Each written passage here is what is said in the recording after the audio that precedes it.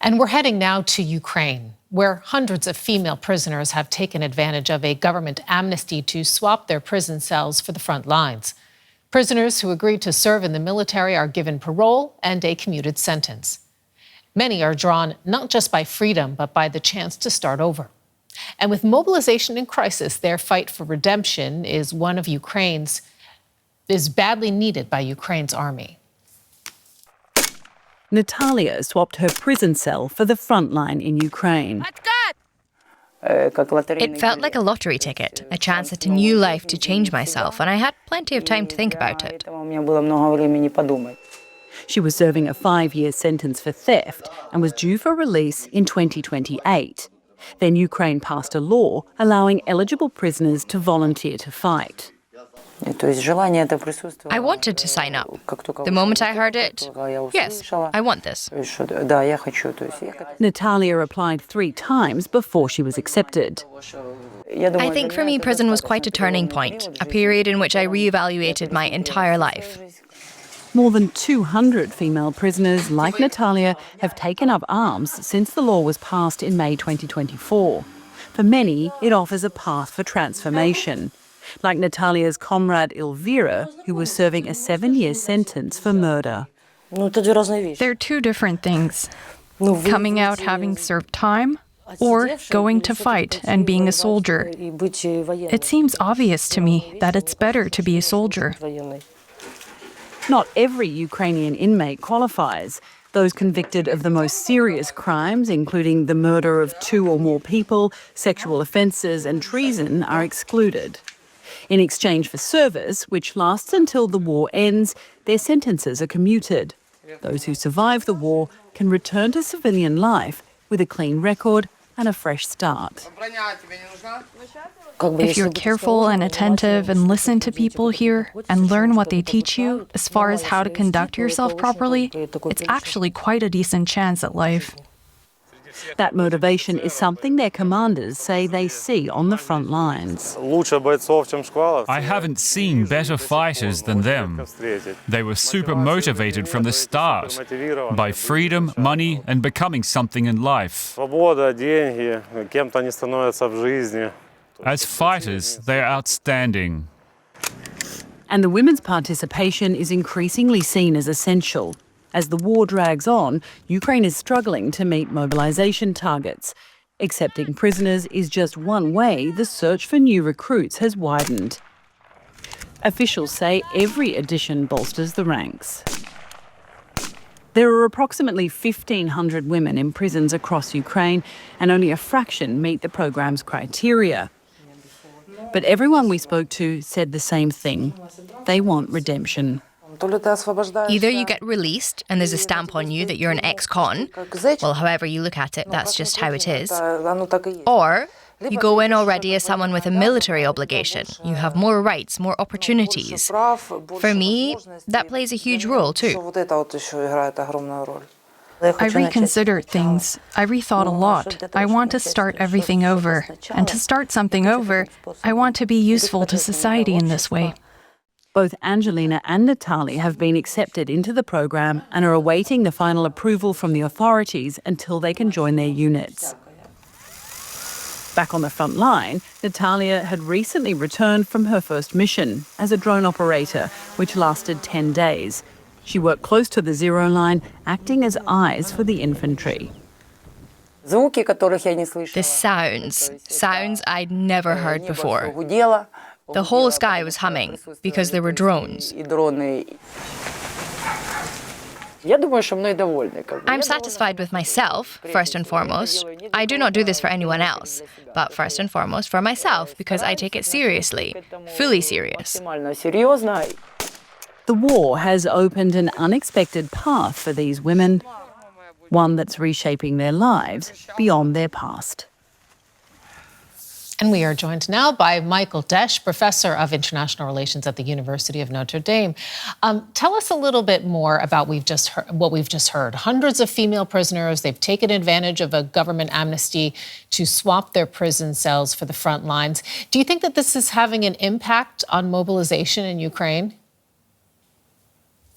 I think it's highly unlikely that it's going to make a dent in the Ukrainian mobilization needs. As your reporter pointed out, there are about 1,500 women in Ukrainian prisons, the majority of whom don't qualify for this particular program. And the needs of the Ukrainian ground forces for troops is much greater than that. They need to be recruiting at least 30,000 troops every month, and they're not meeting those quotas. So it's a feel-good story, but not a story that's going to change the basic challenge that the Ukrainian military faces, which is a lack of person power on the ground, especially compared with the Russians. And from a defense perspective, presumably there's a certain amount of risk when it comes to integrating former prisoners into active combat units. Tell us, what does that tell you, about the state of mobilization, among the Ukrainian armed forces? How critical is the situation? Where are you seeing the gaps right now? Well, I think the manpower situation is the most critical weakness that the Ukrainian armed forces face. And thus far, the Russians, who, by the way, also have taken prisoners into the armed forces or allowed them to serve with the PMC Wagner.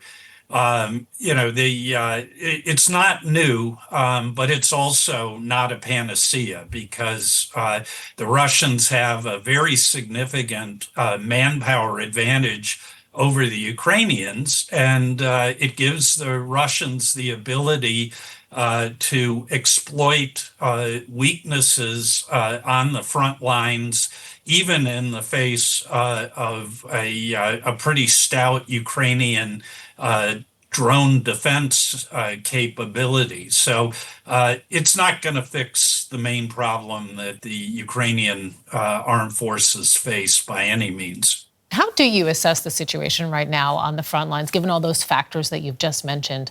Who currently has the advantage? Well, it's very dynamic. I wrote in Foreign Affairs earlier this year that I thought that the Russians had the advantage. There was a period, though, this spring where the Ukrainians started shifting away from ground operations and emphasizing deep and medium strike using primarily drones, but also ballistic missiles. And they were, for a time, doing a fair amount of damage to the Russian energy infrastructure in old Russia and putting a lot of pressure on the new Russian territories, and particularly Crimea. That window, though, seems to be closing. The Russians seem to have found a way to eliminate the effectiveness of drones in deep strikes in Russia. And you're hearing less and less about Ukrainian drone dominance over Novorossiya. I think, though, that there's no doubt that the Russians are not yet making the sort of gains that they made in 2025. On the other hand, the summer campaign season is only now getting into full steam, and the Russians are continuing to make gains in the north, in the area around the remnant of Donbass that the Ukrainians control, and even in eastern Zaporizhia. So I guess I would say it's close, but the Russians still have the upper hand, at least in terms of continuing to change the territorial control balance. And where are you seeing the greatest risks for Ukraine being able to hold the line against Russia's full-scale invasion now going forward? Well, this is where the numbers disadvantage really hurts them because The Ukrainians had initially expected the major Russian push to be against the fortress arc in the Donbass, so they concentrated troops there. So the Russians started attacking in the south, in Zaporizhia, and in the north. And in fact, in the north, the Russians currently are making their greatest gains. So the Ukrainians are flexing or pivoting troops there, and all of a sudden the Russians are moving again in the Donbass, and they can do that because they have the advantage in numbers. Michael Desch from the University of Notre Dame, thank you so much.